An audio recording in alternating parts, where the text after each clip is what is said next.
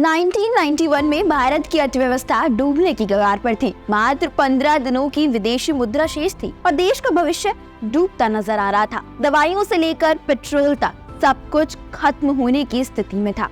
लेकिन तभी डॉक्टर मनमोहन सिंह ने एक ऐसा साहसिक कदम उठाया जिसने भारत की किस्मत बदल दी और देश को कंगाली के भंवर से निकालकर आर्थिक महाशक्ति बनाने की राह पर डाल दिया। हाँ, वही मनमोहन सिंह जिन्हें मनमोहन की जगह मनमोहन प्रधानमंत्री कहा जाता रहा है। उनका कम बोलना और सार्वजनिक मंचों पर शांत रहना उनके विरोधियों के लिए एक आसान तंज बन गया था, लेकिन वास्तव में चुप रहना उनकी कमजोरी नहीं थी बल्कि एक प्रभावी नेता की पहचान थी। 1991 में भारत की आर्थिक स्थिति इतनी गंभीर हो गई थी कि देश के पास विदेशी मुद्रा भंडार लगभग खत्म हो चुका था। स्थिति ये थी कि भारत के पास केवल 15 दिनों की विदेशी मुद्रा बची थी।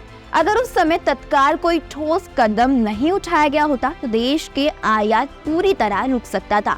इसका मतलब होता कि दवाइयाँ, पेट्रोल और अन्य जरूरी चीजों का आयात बंद हो जाता और देश पूरी तरह कंगाली के संकट में फंस जाता। ये वो समय था जब तत्कालीन प्रधानमंत्री पीवी नरसिम्हा राव ने देश की बागडोर संभाली। उन्होंने एक दूरदर्शी फैसला लेते हुए मनमोहन सिंह को वित्त मंत्री नियुक्त किया। मनमोहन सिंह एक जाने माने अर्थशास्त्री थे, लेकिन राजनीति में उनका अनुभव सीमित था। फिर भी नरसिम्हा राव ने उन पर विश्वास जताया और यह भरोसा सही भी साबित हुआ। अगर मनमोहन सिंह ने वे फैसला न लिया होता तो आज का भारत कंगाल होता। जब स्थिति नियंत्रण से बाहर जाने लगी तो भारत को मजबूरन अंतर्राष्ट्रीय मुद्रा कोष यानी IMF और यूरोपीय देशों से सहायता मांगनी पड़ी, लेकिन ये सहायता शर्तों के साथ आई। IMF और यूरोपीय देशों ने साफ साफ कह दिया था कि अगर भारत को लोन चाहिए तो उसे अपनी अर्थव्यवस्था में विदेशी निवेश के लिए दरवाजे खोलने होंगे। इसके अलावा प्राइवेट सेक्टर को भी देश के भीतर खुलकर काम करने की अनुमति देनी होगी। ये एक बहुत बड़ा फैसला था क्योंकि उस समय तक भारतीय अर्थव्यवस्था पूरी तरह से सरकारी नियंत्रण में थी और बाहरी कंपनियों का देश में आना असंभव सा था।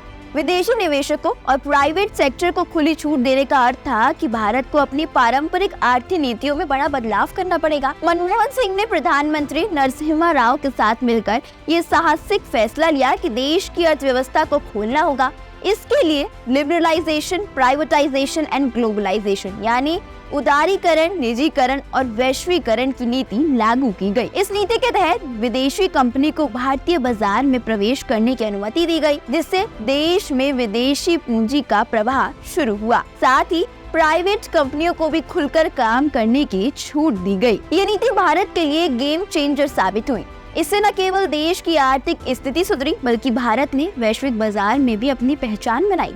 विदेशी कंपनियों के आने से न केवल तकनीकी विकास हुआ बल्कि रोजगार के नए अवसर भी पैदा हुए। देश की आर्थिक वृद्धि दर में भी तेजी आई जो तब तक धीमी गति से चल रही थी। हालांकि भारत ने अपनी शर्तें भी तय की। ये साफ किया कि बाहरी कंपनी रक्षा, अंतरिक्ष, रेलवे और पेट्रोलियम जैसे महत्वपूर्ण और संवेदनशील क्षेत्रों में निवेश नहीं कर सकेंगी। इसका मकसद था कि देश की सुरक्षा और सामरिक क्षेत्रों को बाहरी प्रभाव से बचाए रखना। एक तरफ भारत ने आर्थिक उदारीकरण के साथ साथ अपनी संप्रभुता और सुरक्षा को भी प्राथमिकता दी। अब सोचिए कि अगर ये सुधार न होते तो क्या होता। अगर मनमोहन सिंह और नरसिम्हा राव ने फैसला नहीं लिया होता तो आज शायद भारत एक अलग ही स्थिति में होता। विदेशी निवेश के बिना देश की अर्थव्यवस्था पूरी तरह से ध्वस्त हो सकती थी। न केवल देश के उद्योग धंधे ठप पड़ते बल्कि भारत को अपनी जरूरतों के लिए पूरी तरह से बाहरी मदद पर निर्भर रहना पड़ता। 1991 के बाद भारत ने जिस तेजी से विकास किया उसका प्रमुख कारण यही आर्थिक सुधार थे। देश ने सूचना प्रौद्योगिकी यानी IT के क्षेत्र में वैश्विक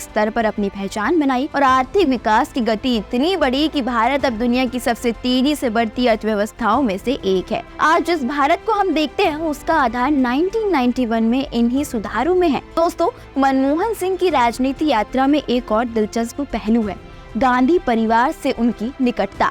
वे कांग्रेस के कद्दावर नेता थे, लेकिन इसके बावजूद इंदिरा गांधी से उनकी मन भिन्नता यानी राय में अंतर रही। इंदिरा गांधी की आर्थिक नीतियां मनमोहन सिंह की सोच से मेल नहीं खाती थी। इंदिरा गांधी का दृष्टिकोण था कि सरकारी नियंत्रण मजबूत होना चाहिए, जबकि मनमोहन सिंह का मानना था कि उदारीकरण और निजीकरण से ही देश की अर्थव्यवस्था मजबूत हो सकती है। ये आइडियोलॉजिकल डिफरेंसेस दोनों के बीच अदावत का कारण बनी, लेकिन इसके बावजूद मनमोहन सिंह गांधी परिवार के करीबी रहे। आप उनके बारे में क्या क्या सोचते हैं हमें कमेंट करके जरूर बताएं। वीडियो पसंद आई हो तो लाइक और शेयर करें और चैनल को सब्सक्राइब करना बिल्कुल ना भूलें।